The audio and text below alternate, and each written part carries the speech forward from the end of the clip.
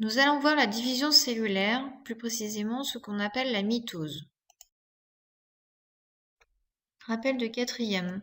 À l'origine de tout individu, il y a une seule cellule, la cellule œuf. Cette cellule œuf se divise en deux cellules identiques pour former un embryon à deux cellules.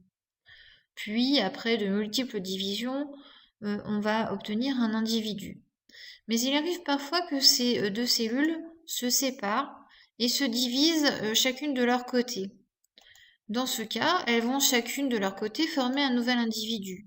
Mais cet individu est issu de deux cellules qui sont identiques. Par conséquent, ces deux individus sont identiques. Il s'agit de vrais jumeaux.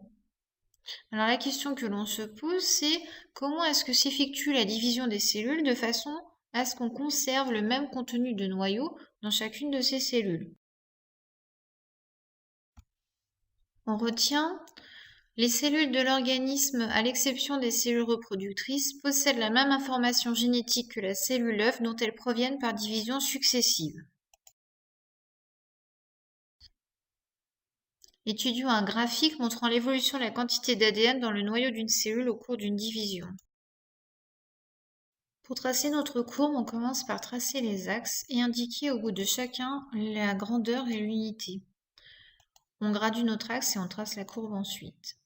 Lorsqu'on observe cette courbe, on constate que l'on passe à un moment donné de 3 unités de quantité d'ADN à 6, ce qui signifie que cette quantité d'ADN a doublé. C'est ce qu'on appelle la duplication de l'ADN. On constate par ailleurs que l'on passe de 6 à 3, ce qui veut dire ici que l'on a divisé notre quantité d'ADN. Alors si on réfléchit au niveau de la forme de nos chromosomes, on en connaît deux, forme simple et chromosome double. Alors lorsqu'on est à une quantité de 3, c'est logiquement que notre chromosome est à une seule chromatide. On a affaire à un chromosome simple. Lorsqu'on duplique, on va passer de chromosomes simples à des chromosomes doubles. Et lorsque l'on divise, on passe de chromosomes doubles à des chromosomes simples. On retient la division d'une cellule est préparée par la copie de chacun de ses 46 chromosomes, c'est ce qu'on appelle la duplication, qui permet de passer d'un chromosome simple à une chromatide, à un chromosome double à deux chromatides. Nous allons voir le comportement des chromosomes au cours de la division cellulaire.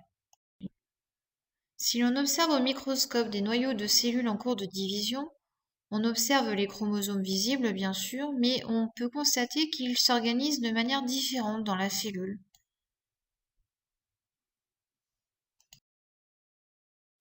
Voyons un film présentant la division cellulaire dans une cellule.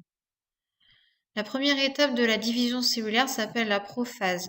L'ADN des chromosomes se duplique et se pelotonne. On passe de chromosomes simples à des chromosomes doubles et ces chromosomes vont être visibles. Ils vont venir s'aligner sur l'équateur de la cellule, c'est ce qu'on appelle la métaphase. Puis les chromatides se détachent et se dirigent vers le pôle.